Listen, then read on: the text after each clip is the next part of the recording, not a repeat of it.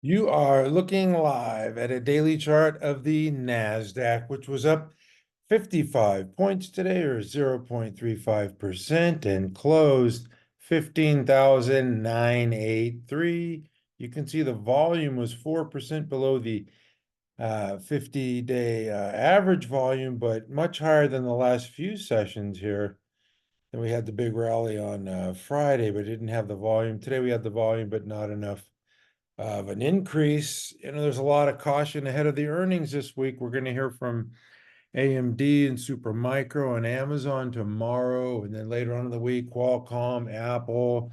We're going to hear from Eli Lilly tomorrow morning and Novo Nordisk later this week. So there's a lot of big earnings players that we're going to hear from later on. But anyway, I'm going to get to the rest of the indexes. But first, I just wanted to point out with the NASDAQ, talked about this capitulation selling here on April 19th, which was the options expiration Friday, came back in on that Monday, had an inside day, and has been up 3 days in a row. And then on Thursday of last week, I believe we had some, I don't know what it was, inflation data that, it sold off gap lower than closed near the high. And then it got above the 21 on Friday, and today clearly above the 21 and the 10. It closed 1.1% above the 10 and a half a point above the 21 and 0.4% below this 50. So what we want to see is a 1% or more gain with a higher volume than we had the prior session, which would constitute a follow-through day. And that's what we're looking for right now. The peak to trough, I believe, the peak to trough 9% garden variety pullback is done. And now it's just a question of, are we going to find resistance at the moving averages? Are we going to power through it? Are we going to continue to trade sideways around that 16,000 level? My expectations, I'm not predicting, my expectations are that the NASDAQ will power through this 50 and make new highs above the 16,538 before too long. I'm not going to predict or give any time frames, but I believe that will occur, and I could be wrong. It could be rejected at the 50 and come right back down and make a second leg down as well. So you got to keep an open mind, be flexible,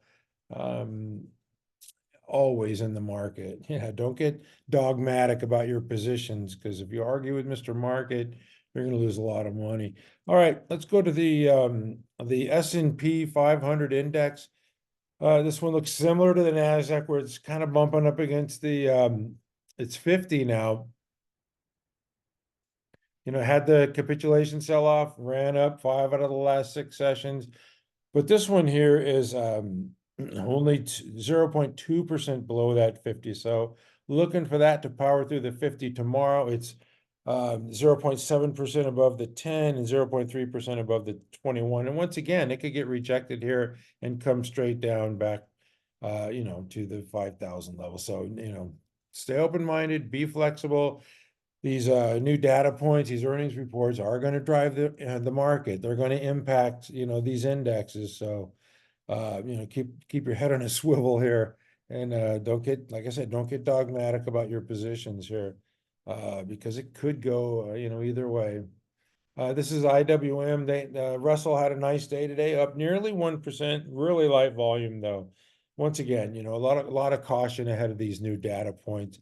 And then the Dow Jones Industrial Average, which was doing really well, is now, well below its 1% below its 50, and still below the 21. So it's lagging the other indexes here, at least lagging the S&P and the NASDAQ. Anyway, that's not a real index that I care about. I don't really, the only thing I care about the index is that, it's nice to have the tailwinds of the index rising higher, have that at your back while you're trading stocks. Anyway, I like to trade stocks, and I have to start off with Tesla today because they had, news from China, and Elon's over there, shaking hands, kissing babies. And, on the April 19th, excuse me, the 22nd, looks like it had this capitulation bottom here on that Monday. And then now has, started to reverse higher. Last week had a nice strong week, and today powered up 15%. Yeah, that's a nice That's a nice day. But last week it was up, yeah, 14%. So looks like a bottom to me. Made that low, bounced higher, closed near the highs of the weekly range, 89% of the weekly range. You can see the earnings line is going south. This is one I would just stay away from for me. I mean, I know a lot of people love it and trade it, and they love Elon, and I don't really, do that with stocks. It's just it's below its moving averages. It's in a downtrend. It's had a nice bounce off the lows, but for me, congrats to the longs there who bought it below 150, but I stay away. We'll see if we can get through that 200 level. It's got this 205 right here, 205.60 that a lot of people are pointing to, that it might have resistance there at 200 or that 205 area. Today I think it bumped right up against 200. Yeah, 198.87. Anyway, yeah, congrats to you longs there at Tesla. Meta had some bad news from European unions investigating it for political shenanigans, which I don't want to get into. And anyway, this thing sold off, and now it's going to be in timeout for a little bit. But I believe that, gosh, this thing's getting really super cheap. 432. Yeah, I think we're going to look back in 6 months or so and say, man, why didn't I buy Meta when it's down there at 430? Anyway, yeah, like I said, it's in timeout. You have time if you want to buy that when it's not going anywhere. NVIDIA, this one undercut its 50. It's still consolidating within a base, as you can see here. Clearly defined that 974, 967 level. And then it made a low on the 19th, of course, at 758, and has now rallied back. It undercut the 50 and has now rallied back above it. So it's above all its moving averages. The RS line is trading through the moving averages. And, to me, that's an indication that maybe it's time to get long. I would say from that 967 area, you could say that it broke above this little downtrending line here. So to me, that's definitely a point of interest. NVIDIA, sometimes I tell people I should just put all my money in NVIDIA and just go golfing for the rest of the year. That way I don't have to worry about stuff. But yeah, I had to buy NVIDIA as it powered back through last week, but we'll see what happens with NVIDIA. Like I said, Qualcomm and AMD are reporting this week. It's going to impact NVIDIA, but really this is the king of the AI. And if you believe that we're in a new bull market with artificial intelligence, as a thrust and a major theme, then NVIDIA should do well. Google reported last week, and part of the reason the index, drove higher, now gave some back today, nearly 3.5% there. So if you didn't take profits in Google today, you're saying, why didn't I take profits? But anyway, Google looks fine. If you take a look at the weekly, you can see the move higher, and just, an inside week so far this week. It's only Monday, but earnings line headed higher. The RS line, driving higher. Google looks fine to me. Microsoft, they're not going to go up every day. Yeah, give some back. Whoa, Microsoft, went up on Friday after a nice strong earnings report. This is what I'm saying. Caution ahead of Amazon and Apple's earnings reports this week, and AMD and Supermicro. But Microsoft moved up, yeah, only 1.8% on Friday, and give back more than half of that today. So that's not something that you want to see. Amazon, like I said, they report tomorrow after the close. So, all bets are off until you get the new data point. I don't like jumping in. Sometimes, I might buy a call or two, just to front run the number. But that's a good way to lose your money. It's a bet where you can make big, and if you lose it all. So don't bet what you cannot afford to lose in that situation. Apple, kind of like Tesla here, made this low on the 19th of 164 and has been up 5 out of the last 6 sessions.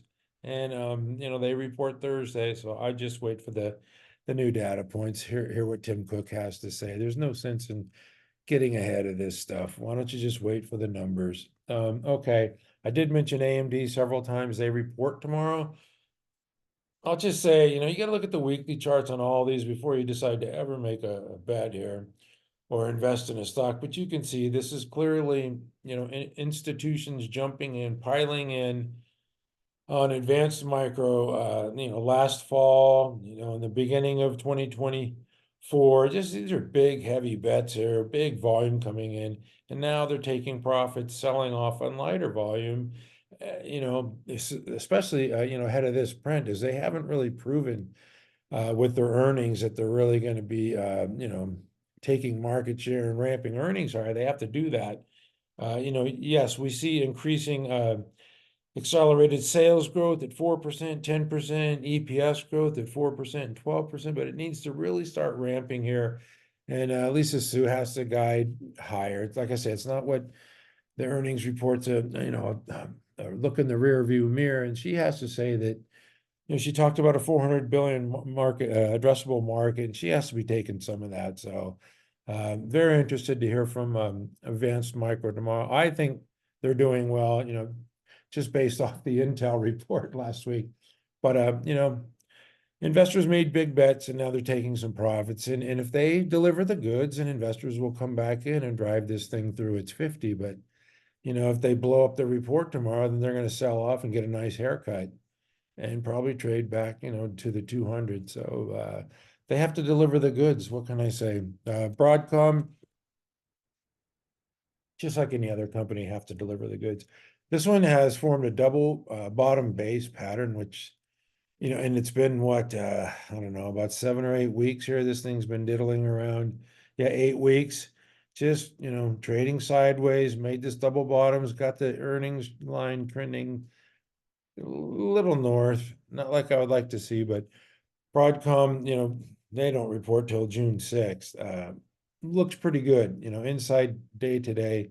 When they're basing like this, you never know when they're going to really blast off. But to me, I would like to get in early if I'm going to be buying this and not wait for the, $1,404 buy point. Anyway, that's Broadcom. MRVL, this one's in a base kind of like Broadcom. It's kind of got this double, bottom action here. It's real kind of wild. Hit against its 50, and that acted as resistance. So you need to allow that thing to prove itself. MRVL has not so far. SMCI reports tomorrow. I just can't believe that if we're going to have a sustained artificial intelligence revolution for years and years, that these guys wouldn't take a piece of the pie. And there's not an expensive stock. I'll keep saying that. It's got, well, we'll just wait till they report earnings tomorrow. You can see last quarter, 100%, triple digit sales growth, 71% earnings growth. And they guided to 14.5 billion. So tomorrow, maybe they'll raise guidance to 15.5 billion or so. So we're just gonna have to wait and see. You can see it's a strong group, and Dell is in this group. If you don't like super micro and you want to play Dell, I think this one looks good as well, just consolidating in this base here. Nice 2% move today. That one is on our ready list, and it's going to move with the super micro earnings report. This is ALAB, and if you go to the 30-minute chart, you can get the entire history of its trading. And it made this low on the IPO day and had a couple lows here around 66 and undercut the lows, which is normal. This has got to be the 19th, right? Yeah, of course it is. Made a low of 60 and it's just ripped higher ever since. So yeah, it's kind of out of the woods of that 66 low area that was finding support at, and now it's just traded higher. Yeah, the low there is 65. And the low here is 67. So yeah, ALAB looks good. Let's look at the daily. Just forming this IPO base. That looks pretty darn good with the RS line, heading due north. So Arista or Astera Labs, not Arista Networks, Astera Labs. Looks pretty good to me. And let me see what else I want to cover. And on Semiconductor reported earnings this morning and had a nice 4% pop. It looks like it's made a bottom as well. Big volume coming in on Semiconductor. I'm going to move on to my favorite group, the miners. Just acknowledging strength here. This is a Southern Copper, made that high of 120, pulled back to the 21, found support. This is exactly what you want, textbook. Found support there for a couple days, bounced, boom, boom, boom, 3 days in a row.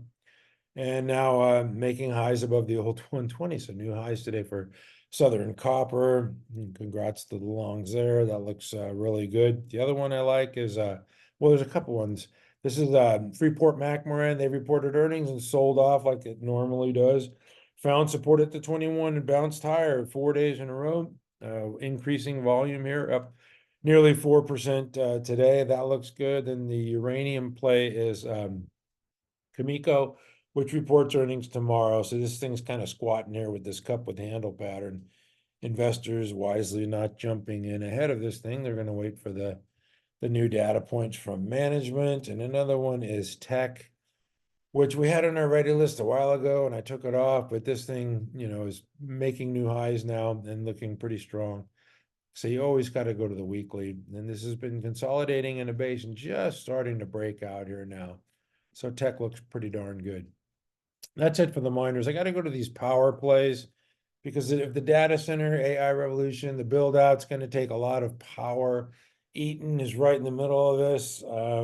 I really like this company since I found out they make golf clubs, golf grips, I should say, not gloves, golf grips. Anyway, pull back nearly to the 50. Now is rebounded. Nice little consolidation here. They report earnings tomorrow, so let's just wait and hear what they have to say. Got a lot of earnings coming in tomorrow. I'm looking at Lilly and Supermicro and AMD, Eaton, and then Quanta Services, which is another one. It's got this build out. They report Thursday. Kind of looks similar to Eaton, where it pulled back near its 50. Now it's rebounded. Nice little consolidation here. You just got to wait. Like I say, the earnings are past. You got to hear what they have to say going forward. And with the build out of the data centers and the space that Eaton and Quanta is in, I got to believe they're going to say something positive about, going forward with the infrastructure bill and just a lot of things pointing in the right direction for those companies. Another one is VST, another utility electrical power play. You can see it really has been ramping hard. These are the David Ryan ants, which led to more ants, and then made a top there at 75.89, pulled back to the 21, then blasted higher the last, 7 sessions. I ran out of fingers. I don't know, 6 or 7. Doesn't matter, but made a new high today. That looks really good. If you own it, especially. All right, I'm going to move to the drug stocks. I did mention these. Eli Lilly, just consolidating in a base. It's kind of what it does. Goes sideways, marches to the beat of its own drummer, and then all of a sudden it just starts moving. When it starts to move, it ramps for you could see weeks and weeks. So if this thing starts moving tomorrow, it could be time to jump in. I don't have it on my ready list just yet, but I do like Lilly to beat the numbers. And, if you can get it above last week's high at 752.64, which is 15 points. Yeah, I wouldn't wait till it gets to 793 or 800. But if they're going to report what I think they're going to report, I think 800's definitely a target. All right. Novo Nordisk reports later in the week, but it's going to move with the Lilly report for sure. This thing looks a little better than Lilly to me because it's above its moving averages. Just flat in the session today. It sold off like 6 weeks in a row. And then, yeah, it's formed a flat base here. This one should be on my ready list, but I just, you got to wait for the earnings. I wouldn't, if you want to jump in, I don't know. I'd play it with options, but I don't. When you can't play it big ahead of earnings, even though if you look at this earnings line, that trend is likely to continue with their Ozempic and Wegovy franchises. They're selling everything they can make. I don't believe that they're going to, say anything negative. Probably increase their stock buyback program, maybe increase their dividend. I don't know what they're going to do with all their money. They're definitely bought Catalent, a manufacturing facility, and Lilly bought a manufacturing facility as well. So they're both ramping up in the weight loss category. Speaking of the weight loss category, Viking reported last week. Now this has a 8 billion market cap with no sales, trading on its franchise, but you can see here it's starting to trade above this downtrend line. If it could start getting momentum here, as it's been up 5 or 6 sessions in a row, this thing could really move higher. Yeah, I like Viking. I just like the category. I know it's a long-term play. And I don't know if they're gonna partner with somebody or they're gonna get bought out by somebody, but that's a nice move higher with the flagging.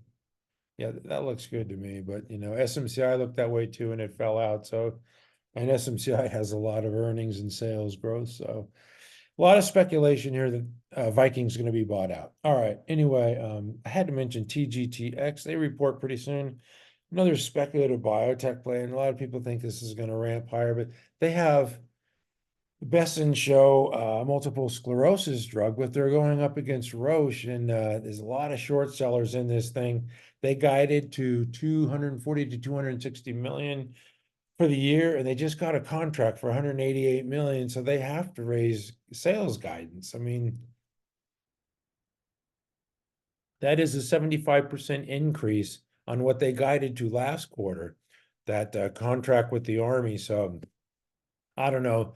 The CEO here, I don't know. I'm not going to say anything. It's just they're going to report earnings and they need to raise guidance and get the shorts out of this thing. Speaking of shorts, AQST, Aquestive, they got an FDA approval and fell out 8% today. Thank you very much. This is what happens when, everybody and their brother are looking at this stock thinking, oh, approval. Well, approval doesn't lead to sales. They didn't really talk much about sales. So sales and earnings are what's going to drive the stock. And this is now below a $4 stock. So, uh, down with the massive volume. This thing's heavily shorted. So you're not going to blow the shorts out unless you're going to increase sales or earnings growth. So I think the shorts got this one under control. And the last one I wanted to point out is DCPH. This is why people are so enamored with biotech stocks, because they get bought out and they go up 73% in a day, and that's kind of nice. You can see it's way up here, way up here. Yeah, nice little 75% jump. So congrats to the longs there at DCPH. Anyway, I got to get off the drugs and move to the cybersecurity names. I think these are just consolidating in a base here. I'm watching CrowdStrike closely. It ran up to its 50 today and got rejected, which is not surprising. And it'll probably pull back and make another run at that 50. It's a downtrending 50, okay? So it doesn't have to get up to whatever it was today, 314.38. It's going lower every day. So I believe, it's finding support at the 21. It's in between the 21 and the 50. So I think it'll make another run. And if it drives through that 50, like I think it will, CrowdStrike could be a good play for the next few weeks. Zscaler looking much worse, below the 200. This thing looks horrible. Oh boy, all the moving averages are trending lower, and RS line trending lower. And this thing is just in a base. It's got to turn it around. They don't report earnings till May 30th. And then Palo Alto Networks looks the best of these. I'm just showing you these. I'm not going to forget about them. I believe it's still a viable play and a big, huge thesis going forward. It's just, Palo Alto, they reported and the CEO got a little crazy and said some things, and it's just in timeout. This is kind of what I think Meta is going to do for a while, just forming a base. That's okay. But this one made it through its 50. You see how it went up to its 50 and then got rejected and then went again and then made it through a downtrending 50. So that one looks a little better than CrowdStrike. It's got a huge gap here at one of the lowest 359, so a long way to go. So they don't report earnings until May 22. Anyway, that's enough of that. The retail names, and just real quickly, Abercrombie rallied through. It's in a base here. You can see clearly defined 140, to a 114 channel, ran up to 139, then pulled back on April 19th, of course, to 108, and now is powered through its 50. So that looks a lot better with the faster moving averages curling higher. So Abercrombie is looking much better, consolidating in a base. Domino's Pizza reported earnings today, nice gap higher, 5% move. These restaurant stocks are just really, really strong. Just go to Chipotle. This one goes up every day. Yeah, people really like Chipotle. It's an expensive stock. but doing well, and investors are obviously buying it. Wingstop, they report earnings Wednesday, May 1. They're going to have to deliver a strong quarter. This one's just emerging out of this base here, so they're going to have to deliver a big quarter to keep their momentum going. It's really kind of an expensive stock. You could see 11 billion market cap with less than $1 billion in sales, so it's trading more than 11 times sales there. Oh, I got to go to the HVAC names. Kind of like the way car is moving. This one I had on our ready list, but then when it undercut the 50, I ditched it. But the last couple weeks, nice moves here. They reported earnings last week, and it was up 13% last week and nearly 4% today. So Carrier Global is looking good. Train, they report tomorrow. A lot of data to get through. And this thing's, pulled back to the 50 for the first time since the breakout, found support, and we're just going to have to wait and see. Modine Manufacturing, undercut the 50, rallied back through it. Down 1% today, but really light volume. And we're just going to have to wait and see. I think the Train earnings report might impact this tomorrow. Anyway, that's it for me, except for I lied in honor of the great Steve Jobs.